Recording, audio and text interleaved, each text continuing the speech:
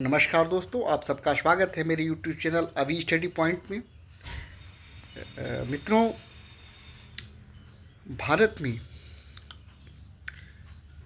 कार्यपालिका शक्ति संविधान के अनुसार राष्ट्रपति में निहित है।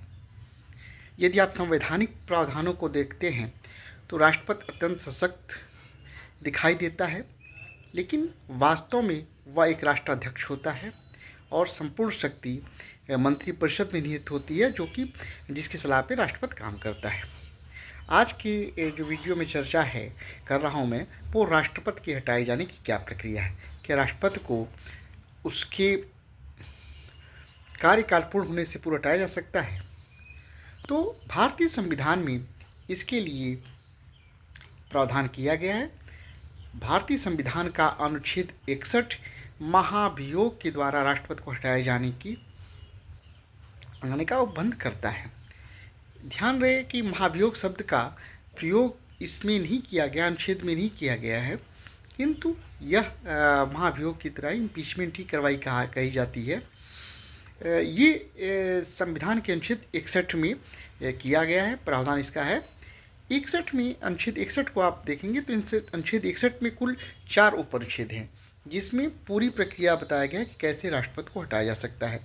अनुच्छेद 61(1) के अनुसार, 61 की उप अनुच्छेद 1 के अनुसार राष्ट्रपति को किस आधार पर हटाया जा सकता है, ये बताया गया है। तो राष्ट्रपति को संविधान के अतिक्रमण के आधार पर हटाया जा सकता है। अर्थात यदि कोई राष्ट्रपति संविधान के प्रावधानों के अनुसार कार्य नहीं करता है तो राष्ट्रपति को हटाया जा सकता है। अर्थात यदि मान लीजिए राष्ट्रपति बार बार मंत्रिपरिषद की सलाह को नहीं मानता है और मनमाने ढंग से कार्य करता है, तो राष्ट्रपति को संविधान के अतिक्रमण का दोषी पाया जाएगा और उसको उसके आधार पर हटाया जा सकता है। लेकिन ये इतना आसान नहीं है। इसके लिए एक जो निश्चित प्रक्रिया दी गई है वो थोड़ी सी दूर और कठिन है, और इसके पीछे उद्देश्य है कि राष्ट्रपति को इस तरह से ना हटाया जा सके। राष्ट्रपति एक भाई राष्ट्र का अध्यक्ष है और उसको इस मनमाने तरीके से नहीं हटाया जा सकता है कि आप असंतुष्ट हो गए और आप हटा दीजिए। इसके लिए एक दुरूह और कठिन प्रक्रिया बताई गई है। तो आइए हम उस प्रक्रिया को आगे देखते हैं। अनुच्छेद 61(1) में आधार बताया गया है। तो राष्ट्रपति को किस आधार पर महाभियोग की कार्रवाई होगी? राष्ट्रपति पर महाभियोग की कार्रवाई संविधान के उल्लंघन, संविधान के अतिक्रमण के आधार पर होगी। तो महाभियोग का आधार क्या होगा? संविधान का अतिक्रमण। इसकी 2 में प्रक्रिया बताई गई है कैसे किया जा सकता है।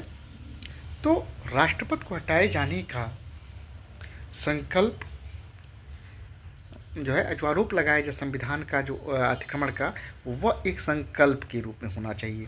प्रस्तावित आरोप एक संकल्प के रूप में होना चाहिए। 14 दिन पूर्व, आरोप लगाए जाने के 14 दिन पूर्व, कम से कम 14 दिन पूर्व लिखित सूचना दिया जाना चाहिए। तो एक संकल्प, प्रस्तावित आरोप एक संकल्प के रूप में हो। ऐसा संकल्प कम से कम 14 दिन की पूर्व लिखित सूचना के बाद प्रस्तुत किया गया हो।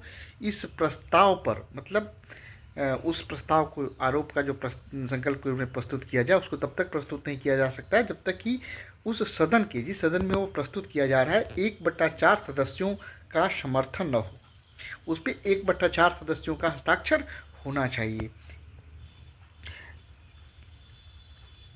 अर्थात उस सदन के 1/4 सदस्य ने राष्ट्रपति को हटाए जाने से संबंधित जो प्रस्ताव है, जो आरोप लगा है संविधान के अतिक्रमण का, उस पर हस्ताक्षरित किया हो और उसके हस्ताक्षरित किया हो। फिर इसके बाद उस सदन में समस्त सदस्यों की कम से कम 2/3 बहुमत से ऐसे संकल्प को पारित कर दिया हो।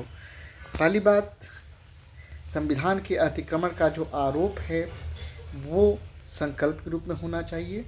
ऐसा संकल्प 14 दिन की पूर्व लिखित सूचना देकर प्रस्तुत किया जा सकता है। सूचना प्रस्तुत करने से पूर्व ये जरूरी है कि जिस सदन में वो प्रस्तुत किया जा रहा है, उस सदन की 1/4 1/4 सदस्यों के द्वारा ऐसा संकल्प हस्ताक्षरित किया गया हो।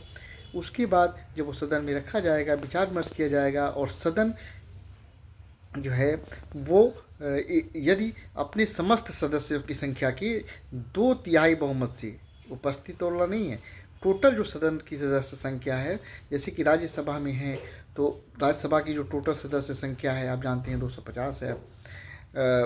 तो उसके 2/3 बहुमत से, या 545 लोकसभा में तो उसके 2/3 बहुमत से अगर लोकसभा में लाया गया है तो वो संकल्प पारित होना चाहिए। जब ऐसा संकल्प पारित हो जाएगा तो दूसरा सदन आरोपों की जांच करेगा।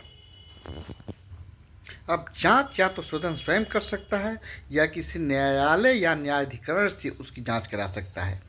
अर्थात दूसरा सदन आरोपों की जांच या तो स्वयं सदन कर सकता है या फिर किसी न्यायालय या न्यायाधिकरण से जांच कर सकता है। सदन उस न्यायालय या न्यायाधिकरण को विनिर्दिष्ट करेगा जिसके द्वारा वो जांच कराएगा, या तो सदन स्वयं जांच करेगा या किसी न्यायालय या न्यायाधिकरण को विनिर्दिष्ट करेगा। ये प्रावधान 61 की उपअनुच्छेद 3 में दिया गया है।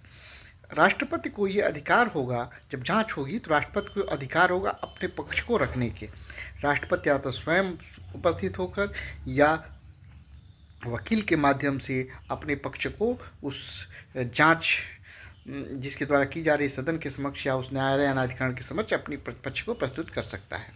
यदि इस तरह से जांच में दोषी पाया जाता है तो जांच के पश्चात यदि वह सदन जो जांच कर रहा है आरोप की पुष्टि कर देता है 2/3 बहुमत से, यह पुष्टि कर देता है और यह घोषित कर देता है कि आरोप साबित हुआ, आरोप सिद्ध हो चुका है, तो ऐसे घोषणा के बाद राष्ट्रपति अपने पद से हट जाएगा।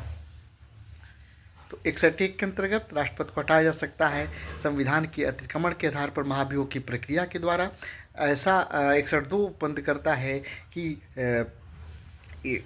ऐसा आरोप जो है एक संकल्प के रूप में होना चाहिए। उस आरोप पर 14 दिन की पूर्व लिखित सूचना दिया जाना चाहिए।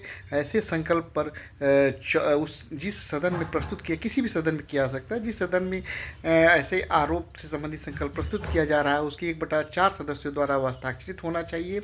और ऐसे संकल्प यदि 2/3 बहुमत से पारित हो जाता है, कुल सदस्य संख्या के 2/3 बहुमत से पारित हो जाता है, तो फिर वो जांच के लिए दूसरे सदन को भेजा जाएगा। दूसरा सदन जांच करता है।